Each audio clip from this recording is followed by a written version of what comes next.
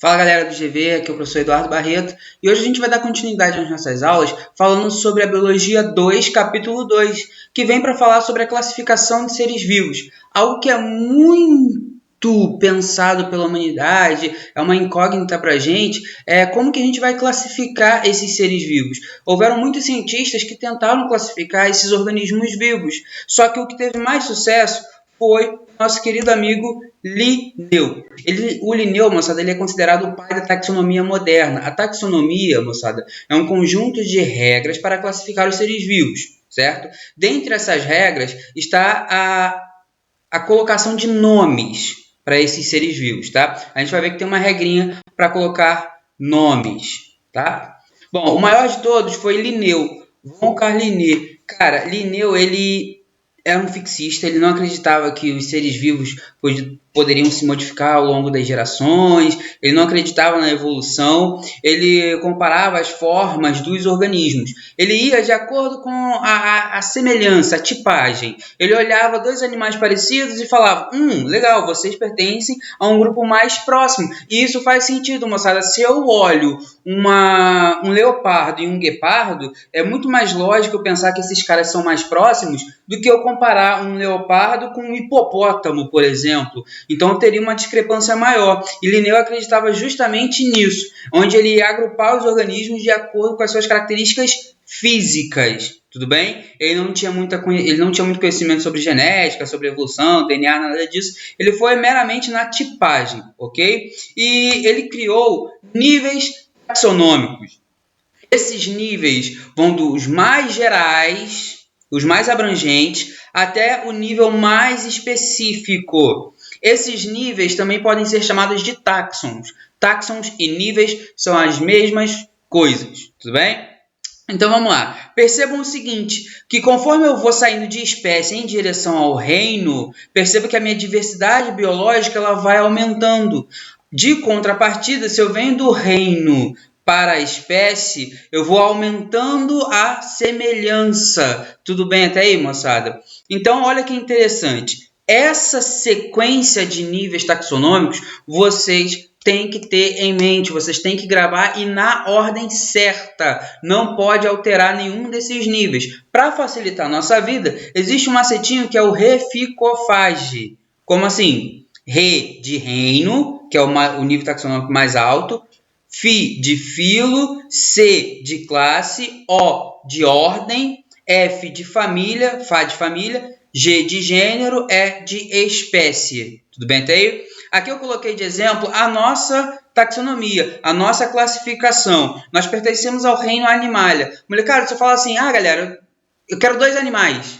Cara, é muito vasto isso. Muito vasto, porque pode ser um inseto, pode ser, sei lá, uma lacraia e pode ser um golfinho, por exemplo. Os dois são animais. É o nível mais abrangente do sistema de taxonomia. Tudo bem? Pertencemos ao filo Chordata. Pô, professor, ainda assim, pertencendo ao filo Chordata, Chordata é a galerinha que tem na tua corda, a galera que basicamente vai ter coluna vertebral. Pô, pode ser um macaco, pode ser um peixe, pode ser um sapo, pode ser sei lá, pode ser muitos animais ainda. Está muito vasto. Vou descer para nível de classe. Pertencemos à classe dos mamíferos. Pertencemos à ordem dos primatas. Pertencemos à família Hominidae. Isso daqui é uma dica interessante, tá, moçada? Toda família, todo nível taxonômico família vai terminar em DAE, em AI. Tudo bem? É Felidae, Canidae, Hominidae. Vai ser sempre nesse finalzinho aí. O Whittaker, um grande cientista também que pegou para estudar a taxonomia, ele criou basicamente 5 reinozinhos. O Linneu, ele criou 3 reinos apenas. Os animais, as plantas e os minerais. Mineral a gente esquece porque não é organismo vivo. Classificar todos os organismos como planta e animal era muito vasto, né? Tinha muita inconsistência, por exemplo, os fungos. Como que eu vou classificar fungos dentro de planta? Então, para melhorar isso, o Whittaker, que foi um outro cientista, ele criou a sistemática de 5 reinos. O reino Monera, o reino Protista, Fungi, Plant, mas na maioria das vezes as pessoas falam Plantae, e Animalia. Bom, quais são as características básicas de cada um desses reinos? né? Para você ser daquele grupo, você tem que apresentar essa determinada característica. Bom, para você ser monera, as suas células terão que ser procarionte. Perceba que são os únicos organismos procariontes na natureza. A nutrição vai depender de espécie para espécie, podendo ser auto ou heterotrófico. Serão unicelulares. Mais à frente, a gente estudando, vai ter um capítulo para falar somente das bactérias. Vamos ver que haverá bactérias coloniais, mas enfim, deixa isso aí para uma próxima aula. Como é o caso aqui de bactérias e cianobactérias, também chamadas de algas azuis. Para ser considerado protista, o cara tem que ser eucarioto, autotrófico ou heterotrófico, dependendo da espécie, e unicelular também. São os únicos organismos da Terra que são eucariotos e unicelulares. Não haverá outro organismo assim, de regra, via de regra, tá, molecada? Na biologia, eu já comento com vocês há um certo tempo que sempre rolam umas exceções para quase tudo. No reino fungi, o reino fungi, moçada, será de organismos eucariotos que podem apresentar espécies uni- ou pluricelulares. São os únicos organismos que têm essa capacidade de ser uni- ou pluricelulares. Já o reino plantae são eucariotos autotróficos pluricelulares, como é o caso da musgo, samambaia, pinheiro, lírio, sei lá, qualquer planta. E nós, animais, você, seu animal, é eucarioto, heterotrófico, você não produz o seu próprio alimento e você é pluricelular, você tem várias células. Um exemplo, vocês mesmos. Só que aí, moçada, cientistas estudando as bactérias, né, o reino Monera, acabaram achando algumas inconsistências.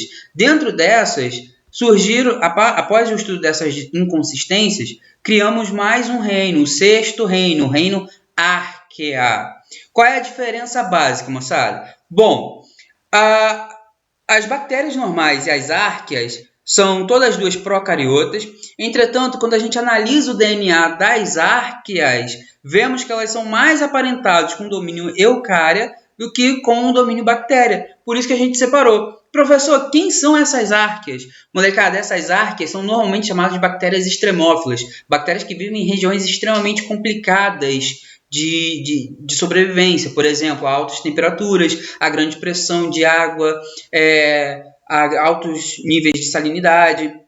Então, aqui eu tenho as bactérias, a árquea, que é um reino novo, e o domínio eucária. O domínio eucária é o que está de azulzinho aqui. Qual é a principal característica do domínio eucária, molecada? É todo mundo que é eucarioto. No slide anterior, ó, perceba que protista, fungos, plantas e animais, todos eles são eucariotos. Já as bactérias são procariotas, tudo bem? A árquea ficou ali no meio do caminho, mais aparentada com o domínio eucária do que com o domínio bactéria, tudo bem? Show? Regras de nomenclatura. Linneu ele foi além, ele foi brilhante em seu trabalho, porque ele não pegou apenas e criou níveis de agrupamento, não apenas criou táxons, ele criou também uma forma de nomear, e isso facilitou muito a vida, moçada, porque antigamente não existia essa facilidade toda de comunicação, não existia Google Translate, por exemplo, não tinha. Então a galera lá da França estava estudando um determinado organismo vivo, onde a galera da Suécia também estava estudando o mesmo organismo vivo. Então acaba que eles faziam trabalhos biológicos repetidos, né, falando sempre as mesmas coisas. E aí a ciência não andava de uma maneira mais rápida, era mais lenta a condução da ciência. Então qual foi a ideia de Linneu? Cara, quer saber? Eu vou criar uma regra que será obedecida por todo o mundo. E assim é até hoje, tá, moçada? Todo organismo vivo, ele vai ter que obedecer o sistema binominal latino, independentemente de qual reino. Não me importa, não me interessa. Eu quero saber que se é organismo, eu vou ter que classificá-los dentro, vou ter que nomeá-los dentro do sistema binominal latino. E como que é esse sistema? Bom, binominal significa dois nomes, certo? Para evitar repetições, a mesma coisa acontece com vocês. Vocês têm vários nomes, né? Eu sou Carlos Eduardo Barreto Gomes. Não existe outro Carlos Eduardo Barreto Gomes na face da Terra, né? Bom, pelo menos não deveria. E tem que usar o idioma latim. O idioma latim, moçada, é devido ao fato de que é uma língua morta. Era uma língua que nenhuma nação mais falava. E, consequentemente, Uma língua morta, um idioma que ninguém mais fala, ele não se modifica ao longo do tempo. O nosso idioma português, ele vem se modificando ao longo dos anos. Antigamente era vós-me-se, hoje é você. Daqui a pouco vai ser só um Czinho, né? Que a galera do WhatsApp aí tá mandando só um Czinho. Às vezes fica até difícil da gente entender. Bom, e disse mais o Linneu. Ele disse que o primeiro nome deve ser referente ao gênero. Lembra lá do Reficofaz? Reficofaz, o Gzinho é para falar de gênero. Então, o primeiro nome do organismo vivo representa o gênero. O segundo vai ser espécie. Tem que ser escrito da seguinte forma. O primeiro nome referente ao gênero tem que ser escrito com a inicial maiúscula. Escrito com a inicial maiúscula, primeiro nome é referente ao gênero. Segundo nome, escrito em minúsculo, referente ao epíteto específico. Epíteto, mas sabe mais que nome, tá? Referente ao nome específico. Por exemplo, esse peixinho aqui. Esse peixinho chama-se barracuda. Um peixinho perigosíssimo. Olha que boquinha sensual, esses dentinhos. Existem mais ataques de barracuda do que tubarões ao redor do mundo. É um peixinho bem agressivo. O nome dele é Esfiraena barracuda. Perceba que Esfiraena está escrito em maiúscula, é referente ao gênero, é o primeiro nome, e barracuda é o segundo nome. Existem várias espécies dentro do gênero Esfiraena. Existem 6, 7 espécies de Esfiraena, brasiliensis, Esfiraena, qualquer outra coisa, certo? Mas Esfiraena barracuda é esse aí que está na fotinha, tudo bem? Bom, para a gente terminar a aulinha de hoje, super rápido, super tranquilo, entra em cena a árvore filogenética ou cladograma. Moçada, é meramente uma representação gráfica. Nos exercícios vocês vão ver isso bastante. Como que a gente vai entender? Primeiramente, perceba que ela pode ser desenhada assim, na vertical ou na horizontal. É a mesma coisa. A forma de se ler essa imagem é a mesma. Tudo bem? Bom, eu tenho a base. A base aqui é o ancestral mais antigo, é a parte mais antiga. A gente vem dos ancestrais para as espécies atuais. Tudo bem? Cada encontro de linha significa um ancestral. Por exemplo, aqui eu tenho um nó, que eu vou chamar de um ancestral. Aqui esse nó foi um ancestral que deu origem à espécie C e à espécie D. Tudo bem? Eu posso dizer, graças a isso, que a espécie C e a espécie D são mais parecidas entre si do que a espécie A e a espécie E. Olha a diferença, olha onde estava o ancestral comum da espécie A e da espécie E. Lá atrás, muito tempo atrás, tudo bem? A mesma coisa está valendo aqui, ó. Cada encontro de linha representa um ancestral. Moçada, os cladogramas eles também podem representar não necessariamente o ancestral, mas sim uma característica que surgiu na linha evolutiva. Por exemplo, aqui nos animais, a partir do momento que surgiu uma notocorda, a notocorda é um tubinho que sustenta a coluna, que sustenta o tubo nervoso dorsal. A gente vai estudar isso aí ao longo do ano.